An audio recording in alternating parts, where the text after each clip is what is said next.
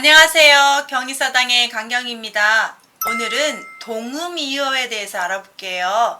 동음이어가 무슨 뜻이죠? 칠판을 보실까요? 자, 동음하면 음은 같은데 이으어 뜻이 다른 언어입니다. 우리가 한자를 공부하면서 이 단어 때문에 이런 동음 이으어에 뜻이 혼란스러워서 정말 한자가 필요하다는 것을 느낄 때가 많은데요. 그 동음이어의 한자와 한글을 다 할 수는 없고요. 여기에서 이제 중요한 부분들을 몇 부분 뽑아서 제가 여러 번 해서 영상을 한번 올려보겠습니다. 오늘 첫 시간인데요. 칠판을 한번 보실까요? 의사라는 말이 나오는데 이렇게 네 가지가 있어요. 첫 번째 의사라는 말은 뜻의 생각사니까 뜻의 생각사, 사람의 뜻과 생각을 의사라고 하는 거죠. 보통 당신이 하고 싶은 의사 표현, 그대의 생각하고 있는 상대방의 생각, 그 사람이 사고하고 계속 개념을 가지고 있는 것들, 이런 걸 의사라고 하고요. 두 번째, 의사라고 하면 의원의 스승사를 써서 우리가 흔히 아는 병원에 가면 있는 의사입니다. 의원의 어떤 의술을 가지고 있고 그것을 치료하는 전문가라는 뜻의 스승사를 써서 의사라고 하는 거죠. 똑같은 이름이지만 한자에 따라서 완전히 달라졌죠. 세 번째 볼까요?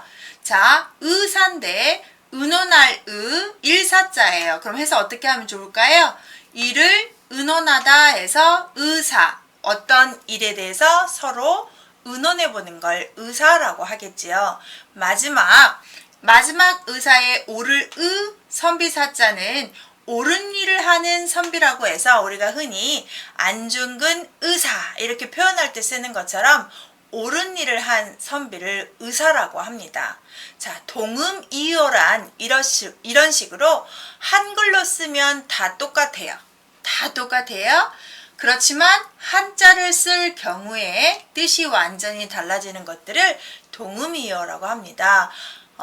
일상 언어 생활에서 이런 동음이어를 잘 알았을 때 진짜 언어가 아주 어휘력이 풍부하다고 할 수 있겠죠. 다시 한번 두 번째 해볼까요? 이성이 있는데 첫 번째 이성하면 다르리 성품성, 그래서 성품이 다르다라고 해서 우리가 표현하는 이성이라고 하는 것은 우리의 성별이 다른 것을 이성이라고 하죠. 남자냐 여자냐 암컷이냐 수컷이냐 할 때 이성, 나와 성별이 다른 친구를 이성 친구 이렇게 표현하는 한자고요. 두 번째 이성 그러면 이로울리 다스릴리 성품성에서 나의 성품을 다스리고 내가 생각하는 사람으로서 사는 것을 우리가 이성, 생각한다는 말을 이성이라고 합니다. 똑같이 한글이지만 뜻이 다르지요. 이것도 동음이어가 되겠습니다. 사전을 찾아보면 이성이라고 한글을 쓰고 한자를 다르게 쓰면 여러 가지 많이 나오지만 많이 쓰는 것들 위주로 제가 영상으로 쉽게 접근할 수 있도록 하고 있습니다. 세 번째 하나 더 볼까요? 자비가 나오는데 스스로자, 쓸비 이렇게 되면 내 돈, 나의 것을 쓰다라고 해서 본인의 돈을 쓰는 걸 자비라고 해서 우리가 여행을 간다거나 모임에서 어떤 돈을 낼 때 어떤 비용을 치를 때 개인이 개인의 모든 것들을 책임지는 것들을 자비라고 하죠. 그래서 나의 개인적인 소비를 자비라고 한다. 그 다음 마지막 자비라고 하면 사랑할 자, 슬플 비, 그래서 사랑할 줄 알고 가엾게 여길 줄 알며 또 불쌍하게 슬프게 가엾게 여길 줄 아는 마음을 자비라고 하는데 불교에서 많이 쓰는 말이죠. 자비를 베풀어 달라. 정말 그 사람이 미워도 불쌍히 여기는 마음, 아련한 마음, 애련한 마음을 갖는 걸 자비라고 하죠. 똑같은 한글이지만 한자로서 이렇게 달라요. 자, 동음이어는 정말 많습니다. 제가 정말 몇 부작으로 해서 내놓을지 모르지만 이렇게 올리는 이유는 한자를 공부해야 되는 이유는 정말 이 동음이어의 구별법이 아닌가 싶어요. 이렇게 우리가 일상생활에서 똑같이 듣는 말이지만 어떤 한자어로 결합해서 문맥상 그런 의미를 하고 있는지를 우리가 아는 거죠. 그래서 동음이어에 대해서 한번 알아봤습니다. 오늘은 의사와 이성과 자비에 대해서 한번 알아봤는데요. 영상 반복해서 보시고 여러분 뜻 구분하는 법 잘 아셨으면 좋겠습니다. 수고하셨습니다.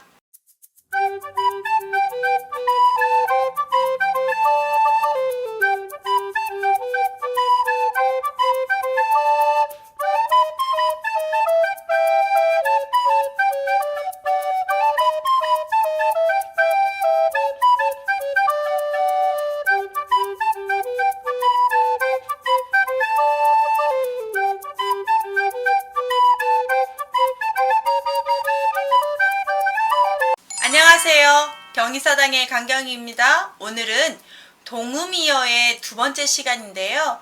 저번 시간 거 잘 보셨나요? 오늘도 이 영상 보시고 의미 같지만 한자가 저렇게 이렇게 다를 수 있구나 라고 한번 보시고 제가 맨 마지막에 놓은 문제 꼭 풀어보시고 암기하셨으면 좋겠습니다. 시작할게요. 자원이라는 한자를 써봤어요.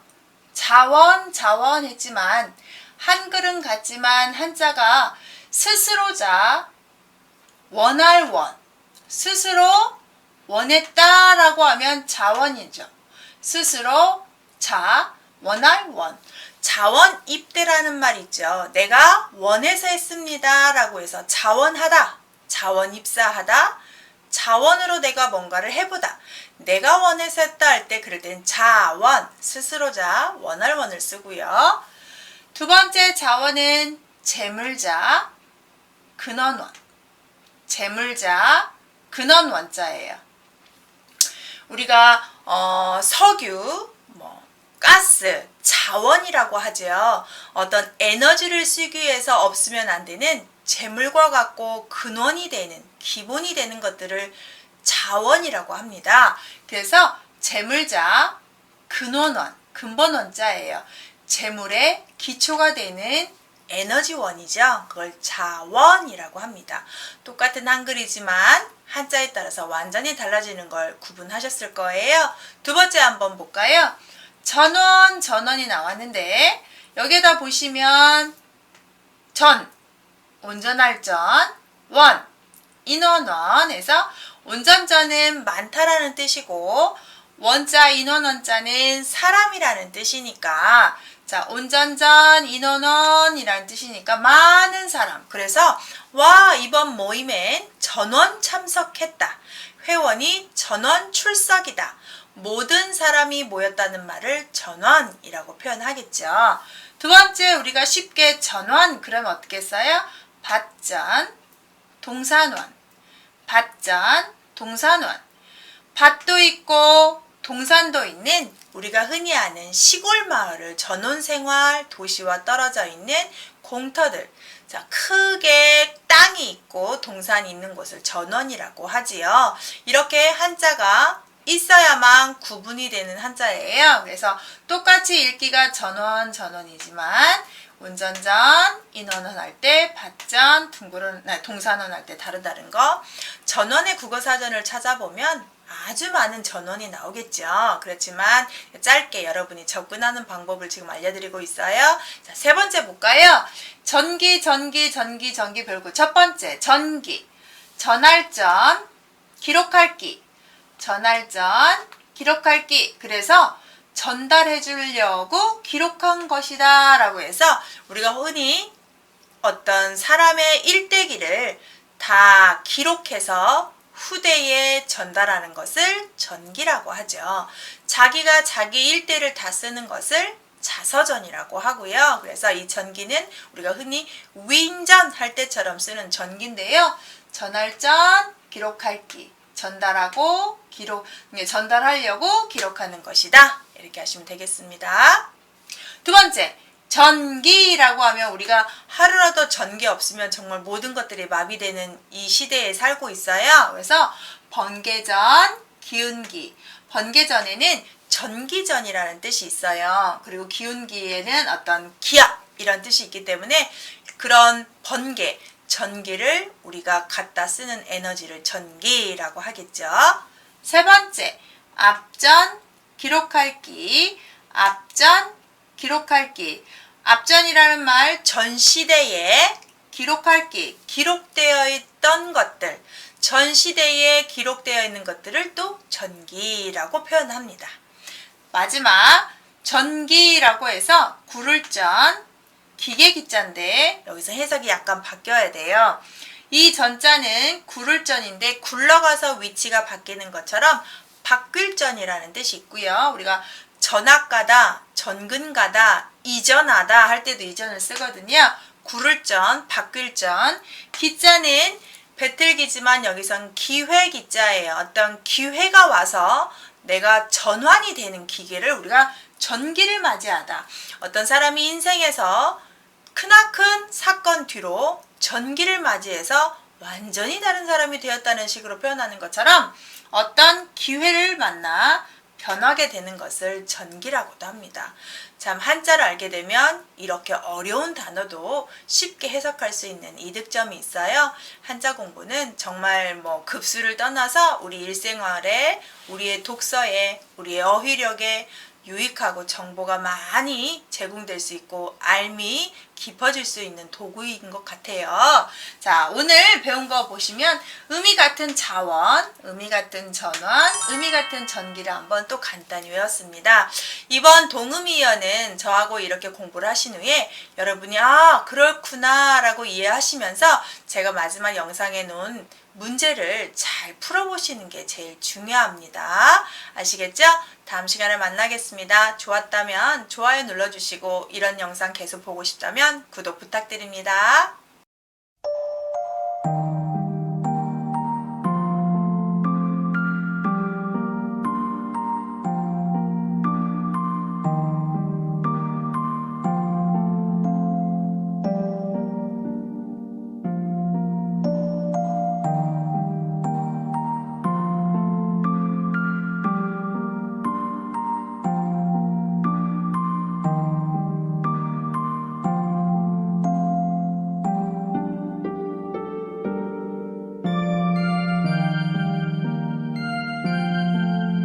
안녕하세요. 경희서당의 강경희예요. 오늘은 동의어 한자 세 번째 시간인데요. 도움이 되고 있나요? 오늘도 간단하지만 우리가 한자를 알아서 잘 구분할 수 있어야 되는 한자를 한번 볼게요. 첫 번째, 도서를 볼 건데요. 첫 번째 도서 하면 그림도, 글서자예요. 그림도, 글서. 그림이 있고 글이 써 있는 책들을 도서라고 하고 이런 도서를 다 모아놓는 것을 우리가 도서관이라고 하죠. 그래서 그림이 있고 글이 있는 책들을 도서인데 두 번째 도서는 섬도 섬서자예요.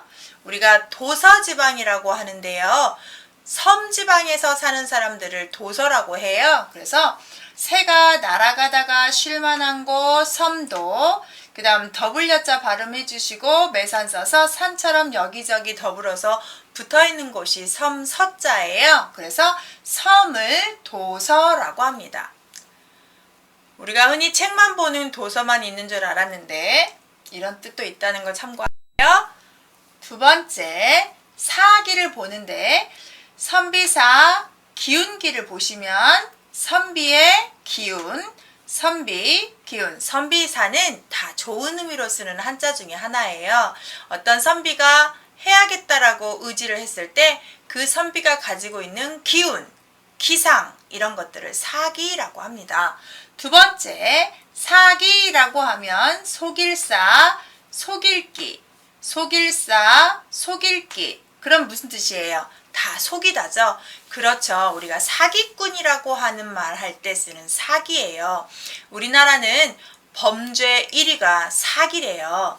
이 사기꾼들, 즉 남을 속이는 범죄가 1위고요. 이 사기를 쳤던 범인이 감옥에 구속되어 있다가 다시 나와서 사기칠 확률도 50%가 넘는다고 해요. 그 정도로 만연해 있는 거고, 우리가 흔히 쉽게 당하는 것이 보이스피싱이라고 하잖아요. 이 사기, 남을 속인다는 뜻의 한자입니다. 그래서 보시면 말속임이에요. 아주 사기꾼들은 말을 잘한다고 하죠. 그 다음 여기 기자 뒤에 있는 하프 문자도 말하는 입 모양이에요. 그래서 속일사, 속일기, 사기. 사기가 이렇게 두 가지가 있다는 거 한번 보셨습니다. 세 번째 수입이 있는데요. 우리가 보통 거둘수, 들립, 거둘수, 들립. 수입과 지출이라고 할 때 쓰는 수입이에요. 정당한 일을 해서 돈을 걷어들여서 내 수중으로 만드는 것을 수입이라고 합니다. 그땐 이렇게 수입, 거둘 수, 들립을 써요. 두 번째 수입은 보낼 수, 들립자. 보낼 수, 들립자인데 앞에 수리차가 되고 이 아리는 다롤이 아니라 배주의 변형자고 이건 물결문이에요. 그래서 육로로 이용하여 수로나 육로라, 그다음 배를 이용하여 수로나 육로와 수로를 다 통과해서 외국에서 물건을 들여왔을 때 쓰는 수입입니다. 그래서 우리가 수입 화장품, 수입 향수, 수입 신발, 수입품 할 때 쓰는 한자예요. 똑같은 한글이지만 얘는 외국에서 들여왔을 때 수입이고요. 이건 경제활동에서 가져왔을 때 수입이에요. 그거 구분하시면 좋겠습니다. 마지막 심사가 있는데 깊을심, 생각사, 깊을심, 생각사. 해석이 금방 되죠. 깊게 생각하다. 그래서 우리 사자성어에 어떤 것을 결정할 때 심사숙고하여라 할 때 쓰는 심사입니다. 그래서 심사. 그 다음 여기 심사를 보시면 살필심, 조사할사, 살필심, 조사할사. 살피고 조사해서 평가하는 걸 심사라고 합니다. 우리가 어떤 시험에 대해서 심사한다, 체육에 대해서 실습을 심사한다, 어떤 기관이 합당하게 잘 회했는지 심사한다 할 때 쓰는 심사가 되겠습니다. 그래서 이 심사는 한자를 잘 봐야 구분이 되는 한자 중에 하나죠. 깊이 생각하다, 살피다 이런 식으로. 자, 동의어를 여러 번 했습니다. 의미 같지만 한자를 알면 다른 뜻이 돼버리는 한자들을 오늘 배웠고요. 도서, 사기, 수입, 심사. 단어 잘 보시고 구분하시고 여러분 생활이 유익했으면 좋겠습니다. 수고하셨고요. 구독 부탁드려요.